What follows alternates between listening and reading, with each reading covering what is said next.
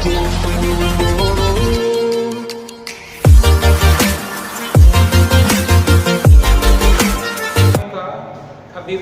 का, शिक्षक गण का मेरा प्रणाम। मैं डॉक्टर गजेंद्र सिंह शेखावत मोता महाविद्यालय सादुलपुर से आपका एक बार पुनः स्वागत करता हूं।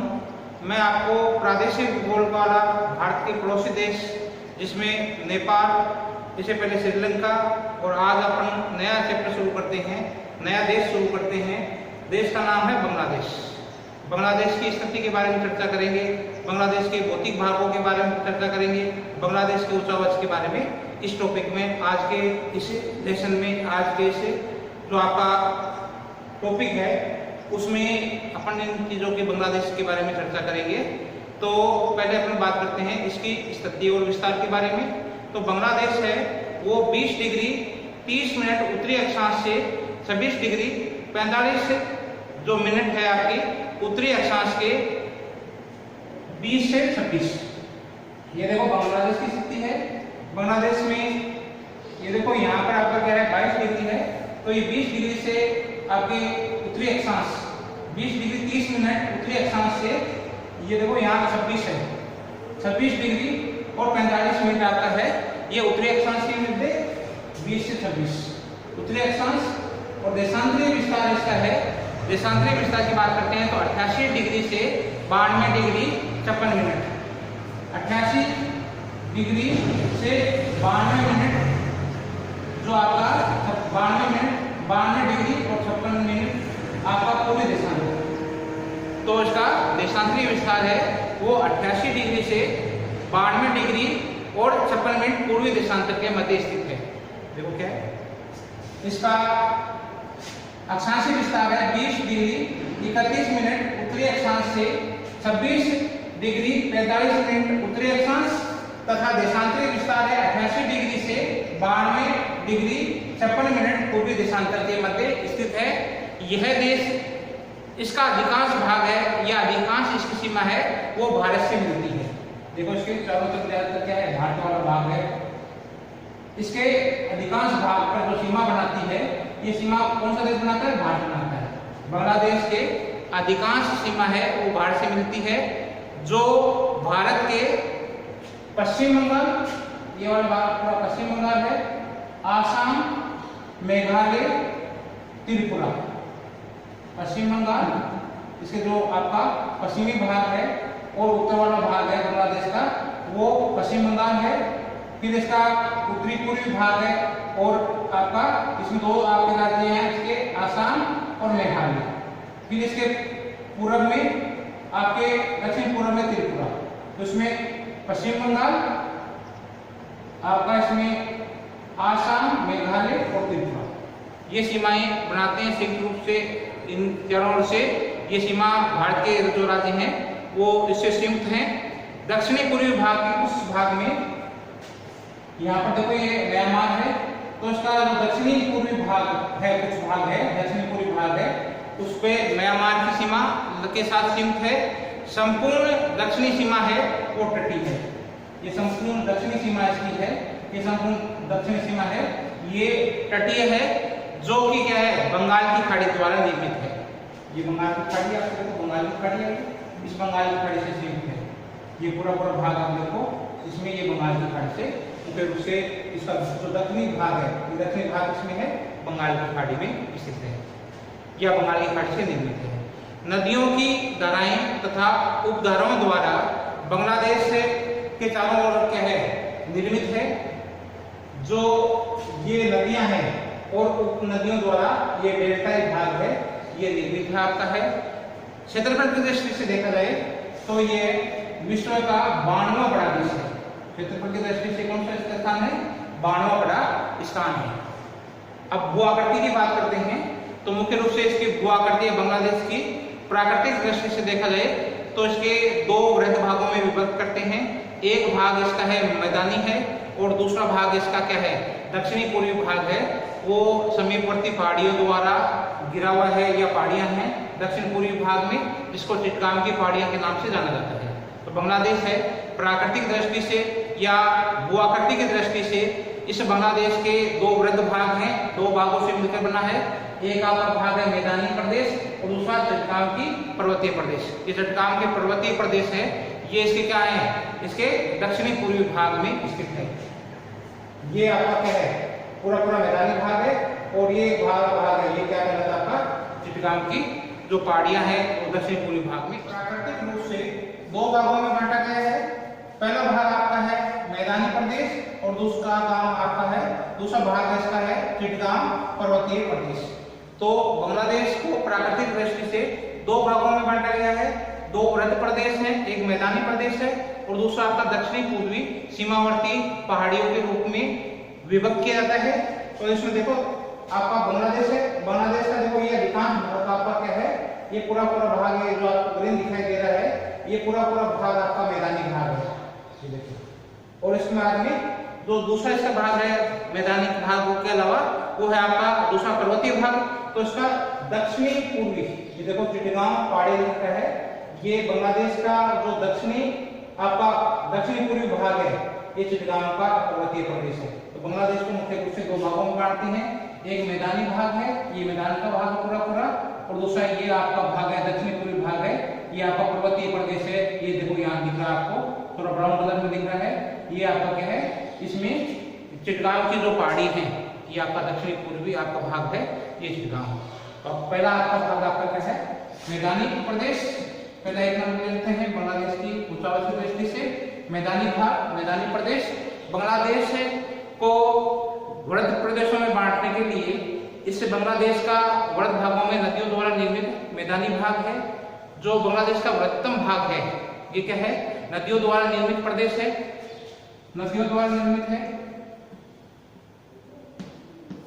वृहद प्रदेश किसके द्वारा निर्मित है, नदियों द्वारा निर्मित है। इसे गंगा यमुना ब्रह्मपुत्र, तो इसमें गंगा ब्रह्मपुत्र और उसके सहायक द्वारा नदियों द्वारा निर्मित है। कौन कौन सी नदियां हैं इसमें, एक तो गंगा है और यमुना, जिसको जमुना कहते हैं। गंगा यमुना का ये जो वृहद प्रदेश है, ये वाला भाग पूरा है, ये पूरा भाग किसमें कहलाता है आपका, जो गंगा नदी और ब्रह्मपुत्र और उनकी सहायक नदियों द्वारा निर्मित है। यह संपूर्ण प्रदेश समतल प्रदेश है, पूरा भाग। इसका धरातल है, ये धरातल से जो समुद्र तल से जो ऊंचाई है इसकी, वो क्या है, ये आपकी से एक तो है गंगा और ब्रह्मपुत्र।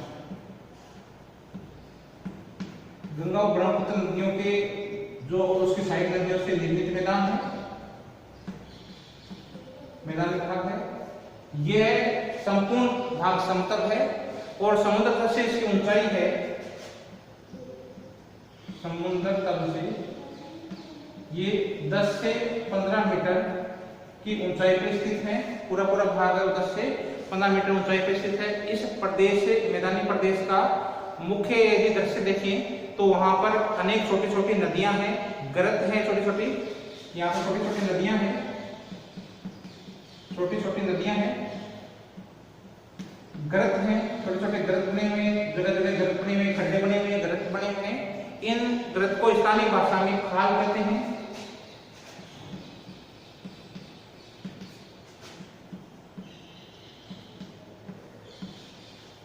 छोटे ये गड्ढे होते हैं जिनको खाल कहते हैं, ये खाल कहलाते हैं। ये छोटी झीलें हैं, दलदली भाग में छोटी झील है, दलदली भाग है, पूरा क्षेत्र है। ये छोटी नदियां दिखती है मैदानी भाग में, गरत दिखे जिसको स्थानीय भाषा में खाल कहते हैं। छोटी आपकी झीलें हैं, दलदली भाग है। इस मैदानी भाग में अनेक नदियां दक्षिण की ओर प्रवाहित होती है। नदियां क्या है, उत्तर से देखो, ये आपकी नदियां हैं, ये नदियां पूरे क्या है आपके उत्तर से आ रही है और दक्षिण तक जा रही है। तो नदियों में मुख्य रूप से 3 नदियां हैं, पद्मा, जमुना और मेघना। पद्मा, जमुना और मेघना, ये 3 मुख्य नदियां हैं यहाँ की।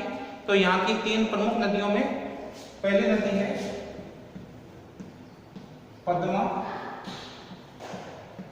गंगा है, गंगा का बांग्लादेश में पद्मा कहते हैं। दूसरी आपकी नदी इसमें है जिसे पश्चिम में, जो ये पद्मा नदी है, जो गंगा नदी का नाम है, ये गंगा नदी है, ये आपके पश्चिम में बहती है। इसके बाद में यमुना नदी है, ये ब्रह्मपुत्र नदी कहते हैं इसको, ब्रह्मपुत्र नदी, जमुना नदी इसको कहते हैं ब्रह्मपुत्र।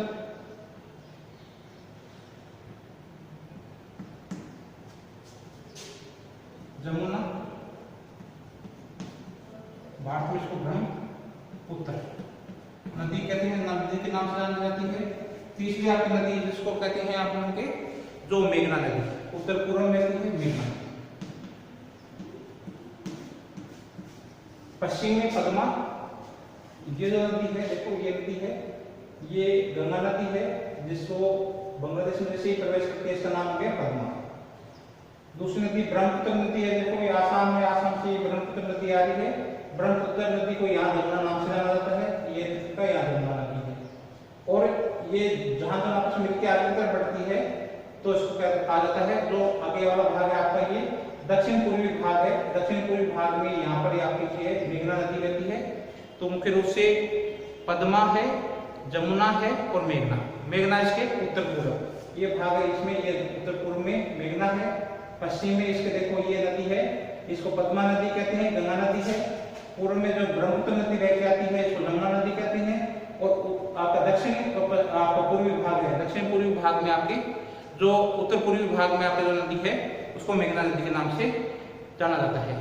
ये नदियां, तीनों ही नदियां क्या है, सम्मिलित रूप से विश्व का सबसे बड़ा डेल्टा का निर्माण करती है। तीनों नदियां मिलकर विश्व का सबसे बड़ा डेल्टा, उपजाऊ डेल्टा का निर्माण करती है। ये तीनों नदियां जब आपस में मिल जाती है तो ये नदियों से ये जो डेल्टा बनता है ये विश्व का सबसे बड़ा डेल्टा है, सुंदरवन डेल्टा कहते हैं इसको। ये पश्चिम वाला भाग है और ये जो डेल्टा है ये आपका बांग्लादेश वाला भाग है। तो ये डेल्टा का निर्माण करते हैं, ये विश्व का सबसे बड़ा डेल्टा है। इन नदियों द्वारा विशाल जो मात्रा में है वो उपजाऊ मिट्टी का जमाव किया जाता है। मिट्टी क्या है, उपजाऊ मिट्टी से मैदानी भागों में उपजाऊ मिट्टी का विस्तार कर दिया जाता है, बिछा दी जाती है, जमाव कर दिया जाता है। बड़ी मात्रा में उपजाऊ मिट्टी का जमाव किया जाता है। ये मिट्टियां मुख्य रूप से दो प्रकार की है, एक नवीन कक्षारी मिट्टी, नवीन कक्षारी मिट्टी है, और दूसरी आपकी है पुरानी या पुरातन कक्षारी मिट्टी। तो ये मुख्य रूप से क्या है, प्राचीन कक्षारी मिट्टी और नवीन कक्षारी मिट्टी दो भागों में बांटते हैं। वर्षा काल में संपूर्ण भाग है ये बाढ़ग्रस्त हो जाता है, तथा इसके अतिरिक्त यहाँ की नदियां क्या है कि मार्ग परिवर्तन करने की आदि है, बार बार अपना मार्ग है वो परिवर्तित करती है, अत्यधिक मात्रा में मार्ग को परिवर्तित कर देती है, बदल देती है। अतः इस प्रदेश में पुल बनाना कठिन है। मैदान का जो उत्तरी पूर्वी भाग आपका उत्तरी पश्चिमी भाग है, मैदान का जो उत्तरी पश्चिमी भाग है, ये देखो ये वाला भाग है उत्तरी पश्चिमी भाग है। मैदान का जो उत्तरी पश्चिमी भाग है वो गंगा जमुना नदियों के मध्य स्थित वाला भाग है, जिसे बरिंद कहते हैं, बरिंद नाम से जाना जाता है। जो आपको क्या है, नदी निर्मित मैदान है जो उत्तरी पश्चिमी भाग है। उत्तरी पश्चिमी भाग गंगा जमुना नदियों के मध्य स्थित है। गंगा और जमुना मध्य ये वाला जो भाग है, एक तरफ इसके देखो ये गंगा नदी है, पद्मा नदी है, और जमुना नदी इसके बीच वाला भाग, ये वाला जो भाग है इसको बरिंद नाम से जाना जाता है, बरिंद कहते हैं इसको नाम से। ये अत्यधिक कटा फटा भाग है, प्रदेश है। यहाँ स्थित पर्वत श्रेणियां जिनकी ऊंचाई क्या है 50 मीटर से भी कम है, ऊंचाई 50 मीटर से कम है, इनकी पहाड़ियों की ऊंचाई है वो 50 मीटर से भी कम है, लेकिन फिर भी स्पष्ट रूप से दिखाई देती है। जमुना नदी और जो ब्रह्मपुत्र नदी है, जमुना नदी और ब्रह्मपुत्र नदी ये वाला जो भाग है, जमुना नदी और ब्रह्मपुत्र वाला भाग है, जमुना नदी और जो आपका ब्रह्मपुत्र नदी है, इनके मध्य का जो भाग है ये भी स्पष्ट रूप से क्या है, पुराने मार्ग हैं, इनके मध्य जो स्थित है जमुना और ब्रह्मपुत्र के जो पुराने मार्ग पर स्थित है, इनके मध्य को भाग को मधुपुर जंगल नाम से जाना जाता है। मधुपुर जंगल इसके मध्य है ये जमुना ब्रह्मपुत्र। इनके जो मध्य का भाग है, पुराना जो भाग है, पुराना मध्य का भाग, ये मधुपुर जंगल के नाम से जाना जाता है। पूरा पूरा क्षेत्र है, ये वाला भाग की बात कर रहे हैं अपन, ये वाला भाग है आपका, ये मधुपुर जंगल के नाम से जाना जाता है। इस मधुपुर जंगल की इस प्रदेश में ये ऊंचा भाग है, इसमें अधिकांश जो पर्वत श्रेणियां हैं उनकी ऊंचाई है वो 50 मीटर से अधिक ऊंची है।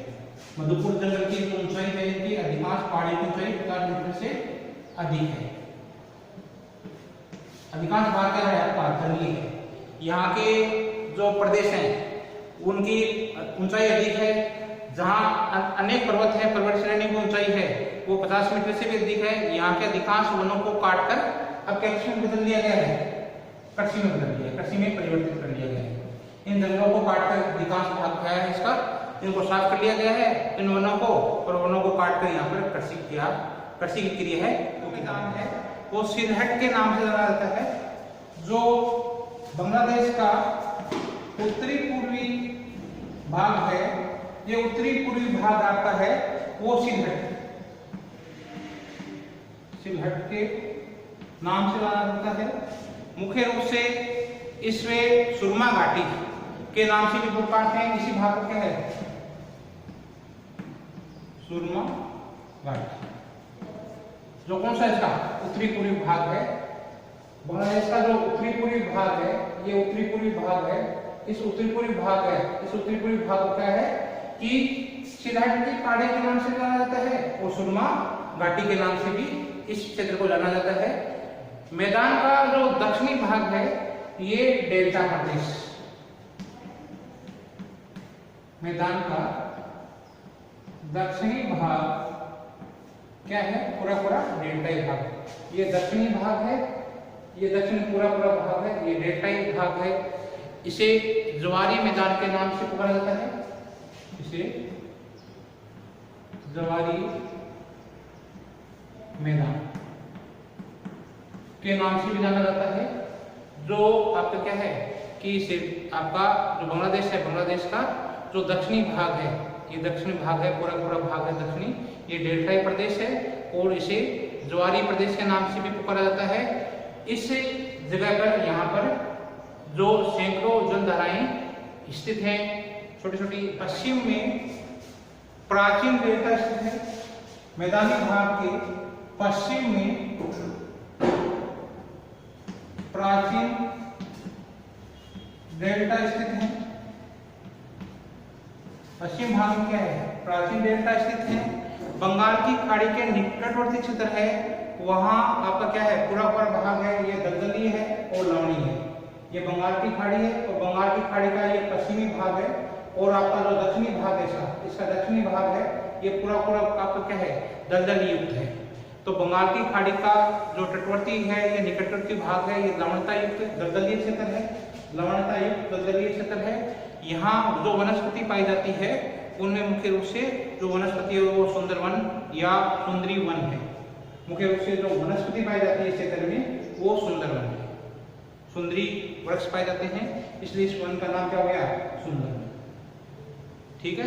इसके बाद में आपका बांग्लादेश का क्या है, दूसरा मुख्य भाग आपका क्या है, चिटगांव की पर्वतीय क्षेत्र, चिटगांव का पर्वतीय क्षेत्र। ये देखो आपका इसका दक्षिणी पूर्वी भाग है, ये चिटगांव का पर्वतीय क्षेत्र है। बांग्लादेश का जो दूसरा मुख्य भाग है वो चिटगांव पर्वतीय क्षेत्र। ये चिटगांव पर्वतीय क्षेत्र इसके क्या है, दक्षिण पूर्व में स्थित है। इसका दक्षिणी पूर्वी भाग है, बांग्लादेश का दक्षिणी पूर्वी भाग है, जिसमें उत्तर से दक्षिण ये जो क्षेत्र है ये इस विस्तृत क्षेत्र में क्या है, एकमात्र ऐसा क्षेत्र है जहां पर्वत श्रेणियां हैं। पूरे पूरे भाग में क्या है, पर्वत श्रेणी। तो बांग्लादेश का जो दक्षिणी पूर्वी भाग है जिसमें उत्तर से दक्षिण की तरफ ये आपके क्या है, पूरे पूरे भाग में पर्वत श्रेणियां पाई जाती है। तो बांग्लादेश का जो दक्षिणी पूर्वी भाग है, इस दक्षिणी पूर्वी भाग में उत्तर से दक्षिण की ओर पर्वत श्रेणियों का विस्तार है। क्या कहते हैं, पर्वत श्रेणियां पाई जाती है। इन पर्वत श्रेणियों का विस्तार है मुख्य रूप से आपका इन पर्वत श्रेणियों को कौन कौन सी पर्वत श्रेणियां ये चिटगांव पर्वत श्रेणियां हैं। इन पर्वत श्रेणियों की जो ऊंचाई है वो आपकी क्या है 600 मीटर से ऊंचाई है इनकी। अधिकांश पर्वत श्रेणियों की जो ऊंचाई है ये आपके 600 मीटर है। ये पर्वत श्रेणियां कोमल चट्टानों से निर्मित है, इसलिए कोमल शैल से निर्मित है, कोमल चट्टानों से मिलकर बनी हुई है। इस क्षेत्र में अधिकांश क्या है वर्षा अधिक होती है। वर्षा अधिक होने के कारण से यहाँ सघन वन पाए जाते हैं। इस क्षेत्र में क्या है पहाड़ी क्षेत्र में आपकी वर्षा की मात्रा अधिक पाई जाती है और वर्षा की मात्रा अधिक पाए जाने के कारण से पूरा क्षेत्र क्या है सघन वनों से आवृत है, सघन वनों से ढका हुआ है, सघन वन अधिक मात्रा में पाई जाती है। यहाँ एक ऐसी पर्वत श्रेणी है जिसका नाम है किम्बोक। यहाँ किम्बोक श्रेणी पर्वत श्रेणी है। इस पर्वत श्रेणी को पर्यटन के लिए विकसित किया गया है। इस किम्बोक आपकी श्रेणी है, किम्बोक श्रेणी को पर्यटन केंद्र के रूप में विकसित किया गया है। पर्यटन केंद्र के रूप में इस क्षेत्र को विकसित किया गया है। यहाँ चिटगांव जिले में खाड़ी के निकट कुछ श्रेणियां है वो तट के समानांतर है। ये देखो किम्बोक श्रेणी है और ये तट के समानांतर है। ये आपका क्या है तट के समानांतर है। तो यहाँ पर जो जिला है आपका चिटगांव जिला, इसके खाड़ी के निकट कुछ से पर्वत श्रेणियां है जो तट के समानांतर है। कोक्स बाजार क्या है कोक्स बाजार, इस क्षेत्र में क्या है कि पर्वत श्रेणियां है वो तट से ही प्रारंभ हो गई है। कोक्स बाजार के निकट ये तट के निकट से ही प्रारंभ हो गई है। पर्वत श्रेणियों के मध्य में प्रवाहित होने वाली नदियों में कर्णफुली नदी है वो प्रमुख है।